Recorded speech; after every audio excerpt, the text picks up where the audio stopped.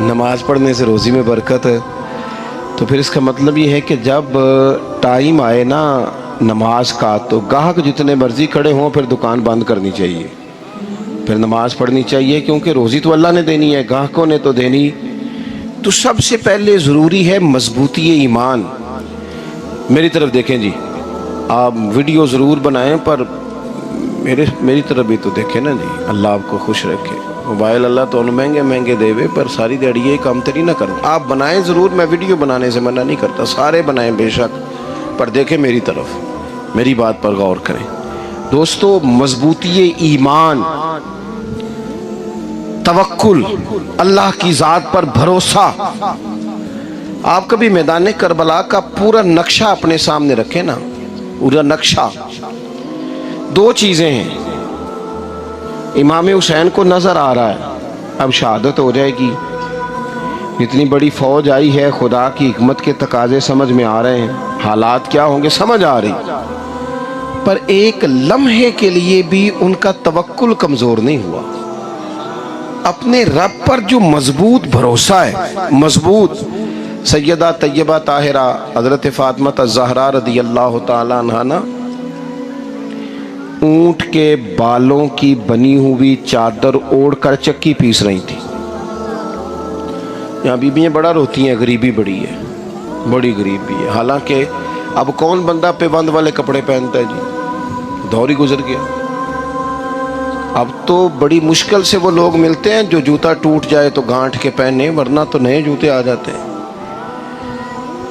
حضرت سیدہ پاک اونٹ کے بالوں کی بنی ہوئی چادر اوڑھ کے چکی پیس رہی تھی۔ نبی پاک صلی اللہ علیہ وسلم نے دیکھا، آنکھوں میں آنسو ضرور آئے، پر محبوب نے فرمایا فاطمہ دنیا میں تھوڑی سی تکلیف برداشت کرو، قیامت کی ساری عزتیں اللہ آپ کو ہی عطا فرمائے گا۔ تو توکل کی مضبوطی، اللہ کی ذات پر بھروسہ، اپنے رب کریم کے ساتھ امیدوں کا وابستہ کرنا، اس سے مضبوطی آئے گی۔ دوسرا فرمایا وَعَمِلُوا الصَّالِحَاتِ، بہترین عمل کیا جائے زندگی میں، نیک اعمال کیے جائے، وقت ضائع نہ کیا جائے، ہر وقت کوئی نہ کوئی کام بندہ کرتا رہے۔ یہاں بہت سارے لوگ ہیں جن کو لوگ نیک کہنا شروع کر دیتے ہیں نا، وہ سمجھ لیتے ہیں شاید ہم سچی مچی نیک ہیں۔ لوگ جو کہتے ہیں حضرت صاحب قبلہ، پیر صاحب قبلہ، میں یہ طالب علموں کو، دوستوں کو، بلکہ اپنے آپ کو بھی کئی دفعہ کہتا رہتا ہوں، اپنے آپ کو سمجھاتا ہوں کہ یہ لوگ تجھے کہہ رہے ہیں حضرت صاحب، یہ تو رات کو تو اپنے آپ سے پوچھنا، اپنے رب سے پوچھ، کبھی موقع ملے تو اپنی گریبان میں جھانک، غور کر کے تیری کیفیت کیا ہے، تنہائی میں تیرا دل اللہ سے جڑتا ہے کہ نہیں، عبادت میں دل لگتا ہے کہ نہیں، خدا کا خوف دل میں رہتا ہے کہ نہیں، غریب کی محبت، عزیزوں قربت والوں کا احساس طبیعت میں موجود رہتا ہے کہ نہیں۔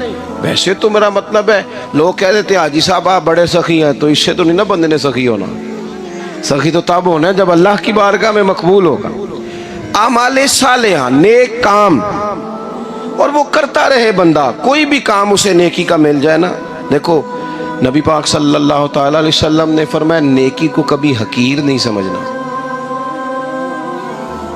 کبھی حقارت سے نہیں نیکی کرنی کہ یہ بڑی چھوٹی ہے تو میں اس کو کروں۔ اب فرمایا کبھی حقیر نہ سمجھنا، نیکی کا کام جو بھی ملے کر دینا۔ فرمایا اگر بھائی سے مسکرا کے ملو گے بھی نا تو اس پر بھی اللہ تمہیں صدقے کا ثواب عطا کرے گا۔ ہم تو اس دین سے کے ماننے والے ہیں جو کہتا ہے تو گلی سے روڑا اٹھا دے، کانٹا اٹھا دے، کسی کی تکلیف دور کر دے، کسی اس پر گنجائش کر دے، کسی کے لیے آسانی کر دے، جو بھی خیر کا کام میسر آئے پورے دن میں اسے چھوڑے نہیں۔ صبح گھر سے نکلیں، وہ ایک صحابی تھے، غالباً تابعی تھے، تو بازار جاتے اپنے غلام کے ساتھ تو سارا بازار گھوم کے واپس آ گئے۔ خادم نے کہا جناب کو نہ کوئی خریدا نہ کچھ بیچا، تو آپ سارا بازار گھوم کے آ گئے۔ فرمانے لگے تیرا کیا خیال ہے؟ میں نے کچھ بھی نہیں کیا۔ کہا جناب پھر کیا کیا ہے؟ فرمانے لگے تم نے دیکھا ہے جو بندہ بھی گزرا ہے میں نے اس کو کہا السلام علیکم، تو کتنی کو نیکیاں میں جمع کر کے آ گیا ہوں. کوئی خیر جو میسر آئے. ہم سمجھتے ہیں کہ شاید کوئی کروڑ کو روپیہ ہوگا تو پوری مسجد بناؤں گا تو پھر میں نے نیکی کر دی ہے. شاید جناب میں، حالانکہ یہ چھوٹے چھوٹے کام ہیں نا، چھوٹے چھوٹے کام، ان کی تو زیادہ ضرورت ہوتی ہے، ان کی تو زیادہ حاجت ہوتی ہے.